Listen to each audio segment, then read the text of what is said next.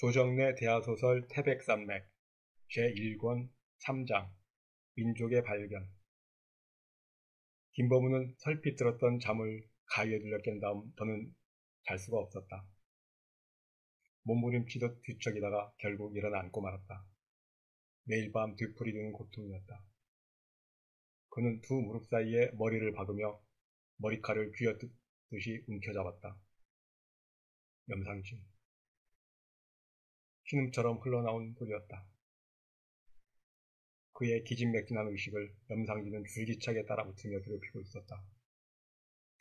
그날 이후 그의 의식은 예리한 칼질을 당한 것처럼 무수한 가닥으로 가위 아래 찢어졌고, 그 가닥이 남아 간추려고 안간힘하다 보면 어느새 염상진이 불쑥 나타나 마구 흔들어 놓고 있었다. 승패가 자명한 그 싸움에 시달리며 시름시름 죽어가고 있는 자신을 보고 있었다. 불면의 밤, 일초일주를 넘길 때마다 몸속의 피가 한 방울씩 말라든 것 같은 고통에 그는 신음했다. 매일 밤을 그렇게 보내다 보면 언젠가는 하얗게 붉었던 껍질만 남은 죽음을 만나게 될 것만 같았다. 희게에 박제된 허석의 꼴의 죽음이 두려운 게 아니라 그 과정을 견뎌내기가 두려웠던 것이다.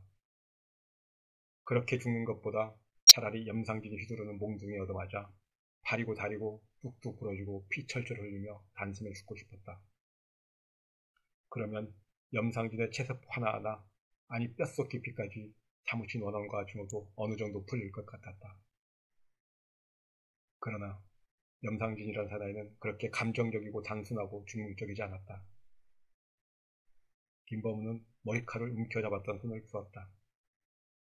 그리고 느리게 손을 뻗쳐 담배를 집어 불을 붙였다.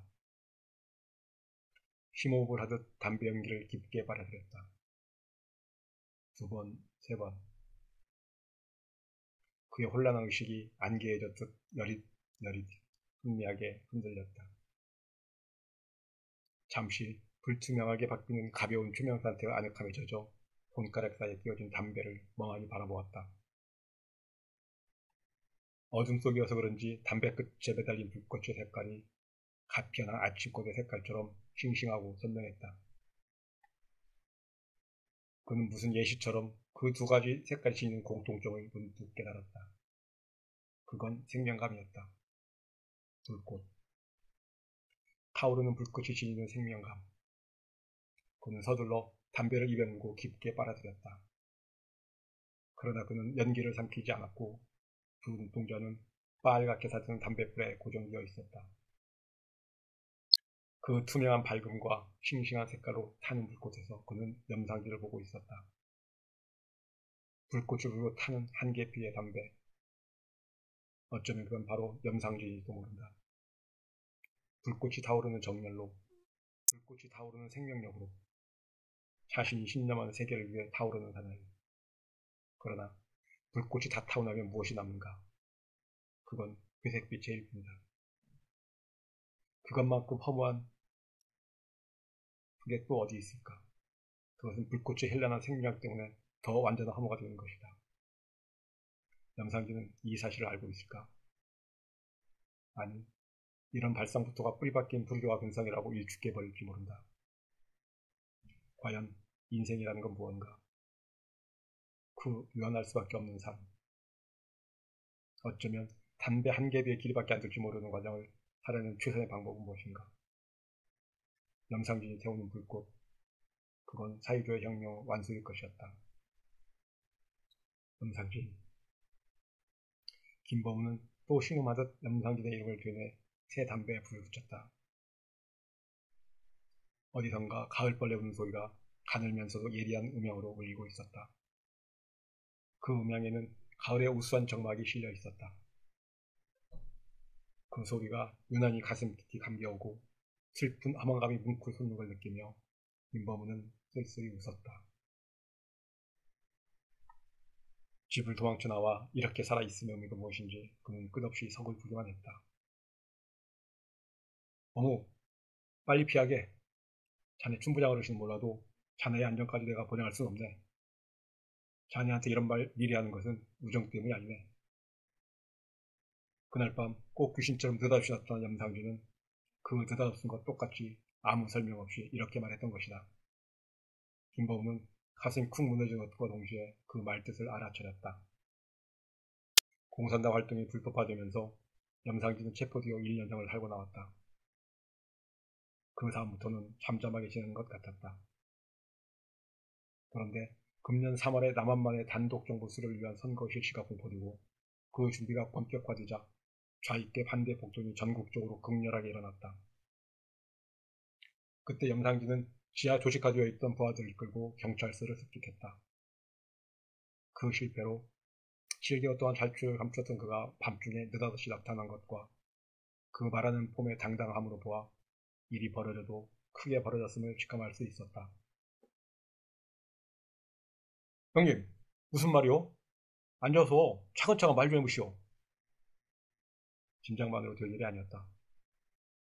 김범우는 염상진의 옷소매를 잡아 끌었다. 나 이럴 시간이 없네. 간단하게 말해서 마침내 혁명의 날이 왔네. 이번에는 먼저번 같은 것이 아니라 고인과 힘이 합쳐진 결정적인 것이네. 걷지 말고 오늘 밤쪽으로 피하게. 내 말 우습게 알고 문기력이다가 체포되면 그땐 난 모르네. 이만 가네. 염상진은 눈빛을 번쩍 빛내고는 빽 돌아섰다. 김범우는 그의 팔을 들어잡았다. 체포되다니요? 그게 무슨 말입니까? 자네가 그걸 몰라서 묻는 것인가? 혁명의 필수로 따르는 숙청을 말이야. 김범우는 염상진의 냉담한 말투에서 핏빛 살기를 느꼈다. 체포, 혁명, 숙청 그런 단어단만이 아니었다. 염상진의 수염이 까칠하게 돋은 견고한 얼굴, 떼꾸게 쪄놓 그런 것들이 한꺼번에 풍겨내고 있는 살기였다. 그런데 어찌 우리 아버님은 괜찮다는 겁니까? 나 바쁘다니까?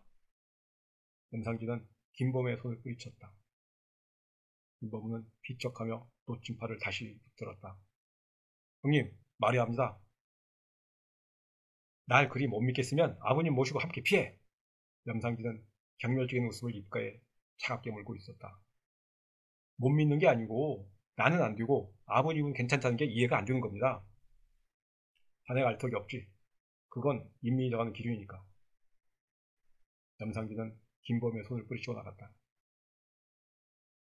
그는 더 이상 염상진을 붙들 기력이 없었다. 자네한테 이런 말 미리 하는 것은 우정 때문이 아니네. 염상진의 말이 귀청을 찢을 것처럼 왕왕왕 울려대고 있었다. 그 말뜻을 도저히 해독할 수가 없었다. 우정 때문이 아니라면 그럼 무슨 공적 때문인가? 언제라도 한번 자신이 그대의 일을 도운 적이 있었는가? 그런 일은 전혀 없었다. 그동안 자신이 취해왔던 언행은 직접적은 아닐지라도 간접적으로 방해가 되었으면 되었지 도움을 주지 않았을 것이다. 그와의 교부는 20년이 넘는 세월에 걸쳐 있었고 자신은 언제부터인지 모르게 그를 형님이라 호칭하게 되었던 것이다. 그런데 그는 굳이 우정 때문이 아니라고 못 받고 있었다. 우정 때문인 탓에 그는 그것을 부인하려고 하는 것은 아니었을까. 혁명의 적으로 마땅히 숙청해야 할 존재를 사사로운 정부에 의해 피신시킨다는 것은 분명 죄악일 터였다. 그래서 그는 스스로 죄의식을 느끼지 않을 어떤 명분을 찾아내고 우정이 아님을 강조한 것은 아닐까.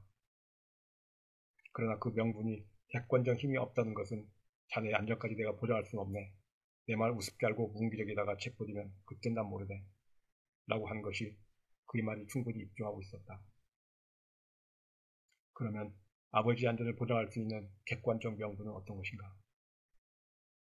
아버지가 읍내에서 손꼽히는 지주 중에 한 사람인 것은 강아지도 다 아는 사실이 아닌가? 그건 인민이 정하는 기준입니까? 김범우는 다시 원점으로 돌아왔다. 인민이 정하는 기준. 그건 넘어설 수 없는 난해한 벽이었다. 그리고 인민이라는 단어는 야릇한 불안감을 몰아왔다. 김범우는 서둘러 안채로 갔다. 그래? 장진이가 시키는 대로 니는 얼른 피해라. 김사영은 미간에 고립되도록 대리가 왔던 눈을 뜨며 결론 짓듯이 말했다. 김범우는 그런 아버지의 태도에서 괴로운 체념을 발견하고 있었다. 그건 격변하는 시대의 물결에 부딪히며 최근 몇 년을 살아낸 아버지의 탈진한 모습이 됐다. 아버님은 어쩌시고요? 김사용은 다시 눈을 내리감았다. 김범은 그 침묵이 아님을 알고 있었다. 염상진의 말을 전적으로 믿을 수가 없습니다. 사람이 많이 변해 있어요. 걱정 말고 니나 얼렁 채비해라. 저 혼자 어떻게? 암시는 않을 것이다. 나는 상진이를 잘 안다. 지가 자신하지 못할 일을 하면 일삼아 우리 집에 오지도 않았을 것이다. 상진이는 그린 허술한 사내가 아니여. 나는 상진이를 믿어.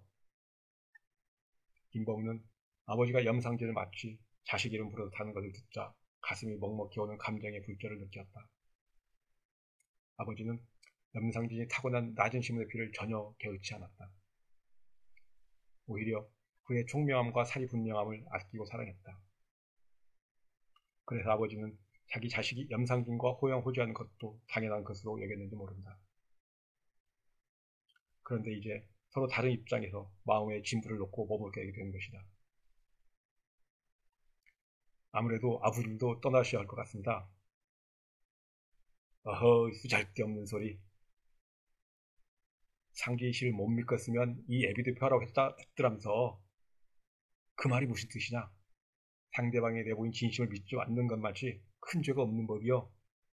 그때부터 생사람 잡는 오해가 생기는 것이다. 가거라, 나게 떠나. 아버지의 말을 더 거역할 수가 없었다. 김범우는 암울한 심정으로 갯골을 내려섰다.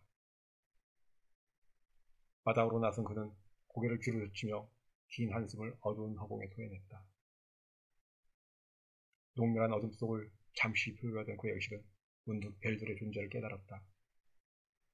별들은 어둠의 저편 멀고 깊은 곳에서 어둠의 눈처럼 반짝이고 있었다. 가을 별들이라서 그런지 그 자리가 멀면서도 완연해 보였고 새벽 샘물에 스치는 것 같은 그 해맑고 초롱초롱한 반짝임들은 금방 제각기 다른 무수한 방울 소리를 내는 것 같았다. 저 무질서한 것처럼 흩어져 있는 수많은 별들의 완전한 질서처럼. 그러나 그는 고개를 저었다. 염상기는 이미 저 우주 공간을 광포한 무법자처럼 거대한 꼬리를 이끌고 날아다니는 위험스러운 별, 혜성이 뒤를 하고 있었다. 여보, 어쩔단가요? 조심스러운 목소리가 그를 일깨웠다. 아내의 근심스러운 얼굴이 김범우의 멍한 눈길에 잡혔다. 우선 들어갑시다. 김범우는 번잡스러운 생각들을 떼쳐내기라도 하듯 두 걸음을 빨리 했다. 아들 경철이와 딸 희숙이는 조그맣게 잠들어 있었다. 김범우는 두 아이를 물끄러미 내려다보고 있었다. 염상진 그 사람, 여보? 김범우는 아내의 말을 제지하며 급히 고개를 돌렸다. 주춤한 자세에 겁에 질린 아내의 모습을 보자 그는 자신의 태도가 너무 격했음을 깨닫고, 여보, 당신은 바깥일에 신경 쓸 거 없어. 눈치껏 알아차리고 그때그때 마음에 새기면 돼요. 한 가지 명심할 것은 마음에 있는 소리를 절대로 입 밖에 내지 말라는 것이요. 이 시끄럽고 불안한 시국에 입단속 잘못했다간 엉뚱한 화를 입게 될지 모르니까. 가능한 한 따뜻한 어조로 말했다. 아내는 죄스러운 눈빛으로 고개를 떨구었다. 김범우는 다시 두 아이들 쪽으로 고개를 돌렸다. 그 조그만 것들의 잠자리에 함께 잠들어 있는 평화를 보았다. 그 새근거리는 숨소리, 꾸밈이 없는 평온한 얼굴, 거기에 깃들여 있는 안온한 시간과 공간이 가장 진정한 순금의 평화가 아닐까 싶었다. 그런데 그 평화가 어른들의 각기 다른 욕심 사이에서 언제 깨어질지 모를 위기에 처하고 있었다. 김범우는 첫 아이를 갖고 며칠이 지나 우연히 아이의 눈을 들여다본 적이 있었다. 그 티끌 하나 없이 깊고 맑은 눈동자는 한마디로 경이었다. 아, 이것이 바로 진짜 사람의 모습이구나. 그는 깊이 경산해 가지 않으며 너나 없이 정도의 차이만 있을 뿐 하나같이 핏기 띈 눈을 가진 어른들의 갈데없는 주인이라는 사실을 깨달았다. 그는 자신을 포함한 모든 성장한 인간에 대한 혐오이기도 했다. 김범우는 천천히 팔을 뻗쳐 두 아이의 손을 차례로 감싸 잡았다. 작은 조가비 같은 손을 흐르는 따스한 체온이 찡하니 심장을 울려왔다. 학병에서 돌아오자마자 그는 결혼을 독촉하는 아버지의 생활에 시달려야 했다. 학병 기간을 남들과는 달리 유별나게 어치는 동안 그의 의식은 명마처럼 마진창이가 되어 있었다. 해방이고 뭐고 그의 삶의 의욕을 거의 상실하고 있었다. 그러나 그 절망감이 아버지의 생활을 어느 기간까지 유보시킬 수 있는 설득력을 지닌 것이 아님을 그는 알고 있었다. 더구나 아버지의 주장은 너무나 당연한 것이기도 했다. 형 범준이 독립운동에 가담해서 집을 떠나버린 것이 15년이 넘었고 아버지는 손자를 보지 못한 채 79개에 마주서 있는 형편이었다. 김범은 아무런 감동 없이 결혼이라는 절차를 밟아 한 여자와 잠자리를 같이 하게 되었다. 두 자식이 태어날 때마다 기쁨보다는 비애에 가까운 서글픔이 일어나고는 했다. 그건 그 생명들의 장렬을 어둠으로 예감한 듯 연민 탓이었다. 서방님, 채비 다 끝났는데요? 밖에서 이 말이 들리자마자 김범은 자리에서 일어섰다. 나오지 말고 애들 잘 살피시오. 따라 일어선 아내는 원망스러운 얼굴을 떨구었다. 김범은 아버지가 정한 거처인 대밭골 문서방집을 향해 이십리 밤길을 걸어야 했다. 다음 날 오후 밤을 예비하는 10월의 스산한 바람결이 대이파리 사이사이를 흐르고 비껴주는 열기 이른 햇살이 무수하게 많은 대이파리의 미세한 떨림 위에서 그 수혀만큼 많은 빛의 조각으로 부서지고 있는 것을 하염없이 바라보고 있던 김범은 헐레벌떡 뛰어든 문서방으로부터 옴내 소식을 들었다. 서방님! 작은 서방님! 읍내에 생난리가 터졌구만요. 어저께 밤에 자익사생이 되어버렸으라. 순사란 다 도망가 불고 빨갱이들 손에 경찰서가 불타고. 문서방, 아버님 어찌 되셨소? 김범우는 가슴이 걷잡을 수 없이 벌떡거리는 걸 억누르기라도 하듯 소리쳤다. 어르신네요? 갑자기 말을 재지나간 문서방은 명문을 알 수 없다는 얼굴로 잠시 멀뚱해 있었다가 아, 어르신네요. 암시랑 또 아니에요. 하며 안도하는 웃음을 천진하도록 지어 보였다. 무사하시단 말이요? 하모니라 대개 편히 기신단께요. 문서방은 답답하다는 듯 목청을 돋우었고 알겠소 하며 김범우는 허물어지듯 평상에 주저앉았다. 작은 서방님 어디 아프신 게라? 얼굴이 똑 죽을 상인디. 문서방이 창백해진 김범우의 얼굴을 들여다보며 당황했다. 아니요 금방 괜찮을 거요. 조금 있다가 읍내 얘기나 차근차근 들어봅시다. 야 하고 말고라. 참말로 간이 콩알매지는 무시한 구경거리더만요. 문서방은 머리를 절레절레 흔들며 돌아섰다. 문서방의 두섭고 잡다한 이야기 중에서 뼈대를 간추리면 좌익사상을 가진 군인들이 반란을 일으켰고 거기에 민간인 지하조직이 합세한 것이었다. 그건 어젯밤 염상진이 했던 말과 일치했다. 그리고 경찰들이 후에 득표를 하지 않을 수 없었다면 그 세력 또한 염상진의 말만 따나 무시할 수 없는 정도의 모양이었다. 문서방은 그 반란이 어디서 시작되었는지조차 모르고 있었다. 다만 총을 쏘아대는 반란군들이 진트제를 넘어 읍내에 들어왔고 다른 부대는 조성 쪽에서 왔다고 했다. 문서방은 흥분을 앞세워 그저 총을 가진 반란군, 도망간 순사, 헐렁한 핫바지 저고리에 빨간 안경을 찬 좌익들 이런 것들에 관심을 쓸 뿐이었다. 반란군이 진트제를 넘어온 것이 확실하다면 그쪽으로 직결되는 도시는 순천이었다. 그러나 그가 알고 있는 바로는 순천에는 반란을 일으킬 만한 군부대가 준하고 있지 않았다. 있다고 해야 고작 이게 중대에 불과했다. 그렇다면 여수와 목포, 그 어디에서 발단된 것이리라 싶었다. 어쩌면 그 두 곳의 병력이 합세를 했는지도 모를 일이었다. 반란군이 진트제를 넘어 벌교를 당했겠다면 순천은 이미 그들의 손아귀에 들어간기가 십상이었다. 벌교가 그 지경이 되었으면 이어서 보성과 고흥까지도 위임할 것이다. 이런 추리를 해나가면서 그는 절망적인 기분에 빠져들었다. 해방이 되고 3년을 거쳐오는 동안 쉴 새 없이 일어난 사회 경량과 정치적 사건들은 하나같이 민족의 운명을 불행 쪽으로 몰아붙이는 것들 뿐이었다. 그의 의식 속에서는 성난소가 이끄는 수레바퀴처럼 그가 겪어내고 목격했던 수많은 사건들이 제각기 소리치고 냄새 풍기며 굴러가고 있었다. 그 격렬한 회전을 하는 사건들은 멀리로는 학병 시절에서부터 가까이는 금년 봄에 치른 단독 선거에까지 결쳐진 것이었다. 그 기억의 수레바퀴는 한번 구르기 시작하면 점점 가속도가 붙었고 그에 따라 그의 감정도 열도를 높이기 시작했던 것이다.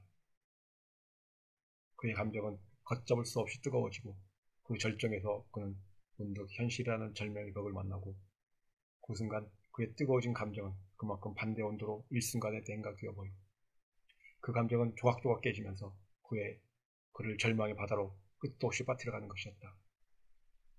그는 마치도 주기적 발열을 보이듯 열병을 앓듯 어떤 충격적 사건에 부딪히거나 극히 염려스러운 문제가 있게 되면 또 감정의 회전을 뒷부리하고는 했다. 김범우는 숨을 몰아쉬며 회전을 시작하려는 감정에 제동을 걸려고 애를 썼다. 자신 앞에 펼쳐진 현실은 전과 같은 절망의 벽이 아니라 죽음인 것처럼 느껴지고 있었다. 다음 날부터 정신 바짝 차린 문서방이 가져온 소식을 대하며 김범우는 절망감에 휘말리고 있었다. 작은 서방님, 어르신네가 살아나셨구만요. 살아나셨다니까요. 문서방이 다리문을 차고 들며 숨이 넘어가고 있었다. 무슨 소리야, 문서방? 그게 무엇이냐? 이 인민재판에서 김범우는 전신이 허물어지는 것 같은 허탈에 빠져 비칠비칠 주저앉으며 말했다. 자세히 얘기해 보시오. 그게 어르신 차례가 되었는데 웜에 참말로 환장하는 거. 어르신네는 눈은 딱 감고 단상에 꼿꼿하게 서셨는데 누가 벌떡 일어나면서 소리 지르기를 김사용은 지주지만 인민의 적은 아니다. 큰아들 범죄는 독립투사고 김사용은 독립자금을 댔다. 인민의 피를 제대로 쓴 것이다. 그것만이 아니라 큰아들 김범주는 해방되고 3년이 지난 지금까지 소식이 없다. 못할 말로 죽은 것이라면 조국 독립을 위해 하나뿐인 목숨을 바친 것이다. 그러고 지주 김사용은 자기들한테 진로 후하게 한 사람이다. 그건 시상이 다 아는 일이다. 그러니까 김사용은 숙청에서 빼야 한다. 그거 허술할게요. 그 말을 위원장이 접수한다고 발표하고는 또 모인 사람들한테 어떻게 하려는가 묻더만요. 그때 사람 미치겠네. 근데 여기저기서 옳소 하는 소리가 터짐스러 박수를 안 치겠어. 난 이때다 싶어 목공이 찢었잖아. 옳소 소리 지르고 손바닥에 떨어져 나가라 박수를 쳤구만요. 그래서 어르신이 화를 면하시고 단상을 내려오시는데 지가 쫓아가 어르신을 부축함시러 울매나 주시럽고 눈물이 나든지. 문서방은 목이 잠기며 눈물을 훔쳤다. 그런 문서방의 그지없이 착하고 선량함이 그의 가슴을 뭉클하게 했다. 고맙소 문서방, 너무 애썼어요. 김범우는 애써 웃어보이며 말했다. 무슨 당차는 말씀이시다요. 정작 고마운 사람은 따로 있잖아. 어르신 구하려고 나선 하대치란 사람 말이라고.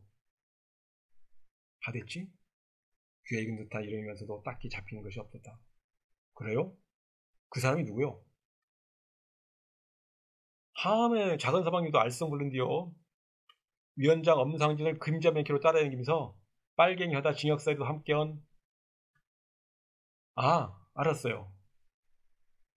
김범우의 기억 저편에서 흐리게 떠오르는 사내가 있었다. 얼굴 생김은 거의 기억이 없고 키가 작은 다부진 체격에 꼭 돌덩이 같은 인상을 풍기던 사내였다. 염상진이 출근해서 돌아오던 날 여기에 마중 나갔다가 보았던 것이다.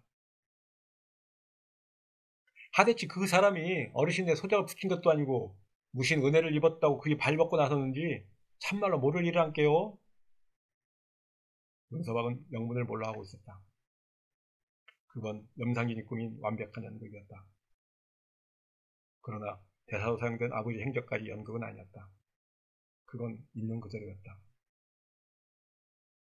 남들과 똑같이 체포를 해가고 인민재판을 회부하고 부활을 시켜 발현하게 하고 그리고 석방시키는 과정을 거친 염상진에서는 결코 단순하지 않았다. 공적인 목적과 사적인 정리가 복합적으로 작용했을 것이었다. 객관적으로 별로 흠잡을 데 없는 아버지를 인민재판을 거쳐 석방시킴으로써 자기네들의 공정성과 신중성을 널리 선전하고 싶었을 것이다. 그리고 다른 지주를 처단하는 확실한 이유 설명의 본보기로 삼을 수 있었을 것이다. 뿐만 아니라 개인적으로는 그의 어린 날로부터 따뜻한 정과 깊은 이해를 베풀어온 아버지를 떳떳하게 보호하고 싶었을 것이다. 한 번의 행위로 두 가지 이상의 목적을 충족시킬 줄 아는 염상진. 그는 역시 단세포가 아니었다. 헌디 말이오 서방님, 인민재판이라든가 뭔가가 끝나고 죽이는 구판이 벌어졌는데 워낙에 징하기도 하고. 어디서 말인가요? 김보문은 문득 생각에서 깨어나며 한결 느긋해진 태도로 바라보고 있는 문서방에게 눈길을 돌렸다. 어디긴 어디여라. 북극민의교 마당에서 인민재판을 끝내고 그 진로 소화대로 끌고 갔구만이라. 사람들이 벌떼맨키로 모였는데 사람들 거좀 중요시킨 데끼 줄줄이 세워놓고 죽였단께요. 문서방도 그걸 궁했단 말이요? 하머니라. 징하긴 했어도 그건 돈 내고도 못 볼 좋은 구경거렸는디요. 그게 무슨 소리요? 문서방, 남들을 죽어가는데 그걸 보고 좋은 구경거리라니. 김범의 음성은 뜨거웠고 눈 가장자리에는 파르르 경련이 일었다. 좋은 구경거리고 말고라. 쥐는 진대로 가고 공은 다 끈 대로 간다고. 지구놈들이 평소에 없이 사는 사람들 아프고 시린만 몰라주고 행투 고약하게 가면서 배 터지게 묻고 살았으니까 그렇게 당해서 싸져라.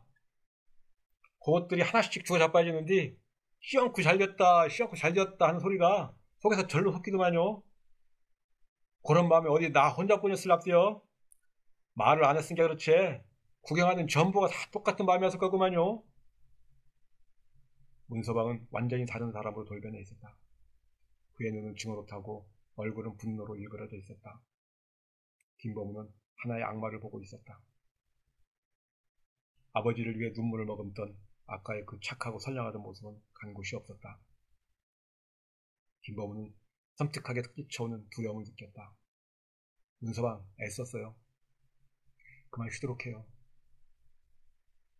김범우는 땅바닥을 내려다본 채 중얼거리고 말했다. 문서방이 돌아서고 나서도 김범우는 의식의 공백 속에 빠져들었다. 그는 사고를 정리하려 했지만 뜻대로 되지 않았다. 전혀 다른 두 모습의 문서방. 그 어느 쪽이 진짜인가? 어떻게 한 사람이 그렇게 표현할 수 있는가? 그 어느 쪽이 진실인가? 사람이 어떻게 이토록 이중적일 수 있을까? 그때 퍼뜩 떠오르는 말이 있었다. 있는 자들은 자기들만 사람인 줄 알지? 더러 그렇지 않은 우등생도 있단 말이야. 난 그 단순한 자만을 고맙게 생각하네. 거기에 우리가 설 자리가 있고 그게 그들 스스로가 빠져나갈 함정이니까. 염상진의 말이었다. 그렇다. 인간은 복합적 사고와 다양한 감정의 주기를 소유한 동물이다. 문서방의 전혀 다른 두 모습은 그런 인간의 속성이 표출된 것일 뿐이다. 그러므로 그 두 가지 모습은 다 문서방의 참모습인 것이다. 인간의 마음속에는 선과 악이 공존하면서 외부의 영향과 상황에 따라 그것은 반응하는 것이다.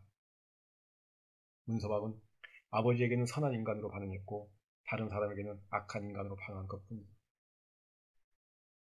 만약 아버지가 악한 지주였다면 문서방은 여지없이 악한 반응을 보였을 것이다. 그러므로 문서방의 악은 악이 아니라 선인 것이었다. 염상진의 자신감 넘친 얼굴이 확대되어 오고 있었다. 문서방은 연거 보이트를 끔찍한 소시만 가지고 왔다. 김범우는 속이 메스꺼리다 못해 생목이 찌며오는 것을 견뎌내며 문서방 이야기를 다 들었다. 죽이는 자와 죽는 자가 됐지 않겠냐. 그 빛과 어둠으로 양분된 극단의 행위에 대한 이야기를 듣는 것만이 현재로서 자신이 할 수 있는 유일한 일이었던 것이다. 소화다리 아래 갯모래고 갯바닥에고 시체가 실펀하게 널렸는데 아이고 매 이제 징에서 더 못 뽑고만이라. 재미가 오진 싹갔어. 똑같은 거 두 번씩 보면 질리는 법인데 사람 죽이는 거 날이 날마다 보자니까 환장하구만요. 그러고 그 사람들이 가난하고 배고른 사람들 편이란 게 나쁠 것은 없는데 사람도 지각각, 죄도 지각각이라고 사람마다 진주가 닮을 것인데 어째서 마구잡이로 죽이기만 하는지 날이 갈수록 그 사람들이 무서워 짐스러 겁이 살살 난단께요. 김범우는 놀란 눈으로 문서방을 쳐내다보고 있었다. 그건 바로 염상진이가 빠지고 있는 함정이었다. 염상진이 문서방의 말을 들었으면 뭐라고 할 것인지 궁금했다. 그러나 김범우는 염상진의 그런 과감하면서 격렬한 행동 전개를 비난하거나 비판하고 싶지는 않았다. 그는 개인이 아니라 사회적 혁명을 추진하는 조직 속의 일부였던 것이다. 그의 행동이 그렇게 진고도 있는 것은 전체 조직에 통일된 방법이었고 그런 방법이 동원되기까지는 현실적인 필연성과 단위성이 엄연했던 것이다. 결과적으로 그들이 무장투쟁을 전개하지 않을 수 없는 것은 미 군정의 무력 탄압에 그 명백한 원인이 있었다. 그러니까 그들의 행위를 폭력으로 간주하더라도 그건 어디까지나 방어적 폭력이었고 상대적 폭력이었다. 미 군정은 여운형의 조선인민공화국부인 친일파 핵심 세력인 한민당의 옹호, 민족 관역 세력인 구 경찰 출신들의 재등용 비호, 공산당 활동 불법화, 청년단 구성과 백색 테러 감행, 공산당원들의 무차별 체포와 조직 파괴 공작, 남한 단독정부 세력으로 이어지는 폭력행위를 조직적이고 단계적으로 수행해왔던 것이다. 그 과정을 거치면서 남로당은 지활동 속에서도 순환과 피해를 얼룩진 세월을 살지 않을 수가 없었다. 무차별한 폭력 앞에 자기를 지킬 수 있는 방법, 그것은 또 다른 폭력밖에 없는 것이었다. 그러나 그 결과는 제국주의적 지배술수 말리는 것일 수도 있었고 군정이 더 가혹한 폭력 행사를 할 수 있는 타당성과 근거를 만들어주는 것일 수도 있었다. 그리고 이쪽의 폭력이 상대의 폭력을 이기지 못할 때 그건 자매의 길을 재촉한 것일 뿐이었다. 그게 폭력의 생리이고 법칙이었다. 염상진이나 그 조직은 이번에 일으킨 행동으로 과연 미국을 이길 수 있다고 생각한 것이었을까? 김범우는 자신이 교육해서 벌이게 되었던 논쟁을 지금쯤 염상진이 어떻게 생각하고 있을지 궁금해졌다. 그때 자신이 예상하고 주장했던 것처럼 군정은 치밀하고 철저하게 공산당 파괴로 일관해왔던 것이다. 그리고 남로당은 그 피해를 고스란히 입어오고 있었다. 11폭동, 27 구국투쟁, 4.3 사건을 거치면서 조직의 약자로 치달아온 것이었다. 그러면서 염상진은 자신들의 방법이 옳다고 생각하고 있을 것인가? 김범우는 그 방어적 폭력의 위로움과 한계성이 너무 답답할 뿐이었다. 그렇게 하루하루를 보내면서 김범우의 불면증은 점점 깊어갔다. 김범우는 1943년의 막바지 12월을 방에서만 보내고 있었다. 그의 마음은 겨울 들판처럼 황량했고 겨울 하늘처럼 우물하게 가라앉아 있었다. 그의 유일한 일과는 해걸음이 뛰어 집을 나서서 중도 만종을 한정없이 걷다가 어둠에 묻혀 돌아오는 산책뿐이었다. 1944년 1월 5일은 그를 기다리고 있었고 그는 최소한 그때까지는 생존해야 할 의무를 가지고 있었다. 그건 학도병을 당하지 않을 수 없는 사면초가의 상황과 맞걸리고 있었다. 만약 삶을 내던지기로 작심했다 하더라도 그건 어디까지나 그날을 넘긴 다음에 할 일이었다. 겨울방학이 되어 동경에서 돌아왔을 때는 이미 합정 참전이 피할 수 없도록 되어 있었다. 그의 아버지 심사영은 벌써 수차에 걸쳐 경찰서에 불려다닌 다음이었다. 경찰서에서 김사영을 호출한 것은 전에 없던 일이었다. 큰아들 김범균이 독립운동을 하고 있다는 것을 읍내 사람들은 누구 하나 입에 담지 않았지만 그 사실을 모르는 사람은 하나도 없었다. 그럼에도 불구하고 경찰서장은 김사형과 함께 활을 쏘거나 공항사장을 다니거나 할 정도로 친분 관계를 유지하고 있었다. 그리고 김사형은 엄청나게 많은 돈을 일본에 희사했다는 소문이 바짝 퍼졌다가는 금세 사라지곤 했다. 사람들은 약속이나 한 것처럼 그 소문을 빨리 감추려 했고 그때마다 김사형을 욕하기는커녕 장한 사람으로 마음에 새겼다. 그건 모두 독립운동을 하는 아들로 인해 실현한 고역이라는 것을 알고 있었던 것이다. 김사형을 호출한 경찰서장의 태도는 완강했다.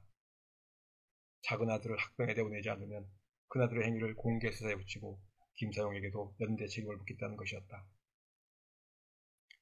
김사형은 그 어떤 제의도 받아들이지 않았고 작은 아들이 귀국할 때까지 기다리자는 엉거주춤한 유보를 해놓은 상태였다. 김범우는 어머니를 통해서 사건 전말을 듣고 나서 곧 마음을 작정하고 말았다. 학병에 나가는 길밖에 없었다. 형은 독립운동을 하고 동생은 학병으로 참전해야 하는 기구함을 뒤씹으며 밤을 새웠다. 그리고 아침 일찍 경찰서장을 만나러 갔다. 경찰서장 앞에서 학병 지원서를 썼다. 그런 다음 김범우는 그 사실을 아버지께 말했다. 김사형은 방바닥에 시선을 떨군 채 이동도 하지 않았다. 차마 작은 아들을 바라볼 면목이 없었고 무슨 말을 해야 할지 알 수가 없었던 것이다.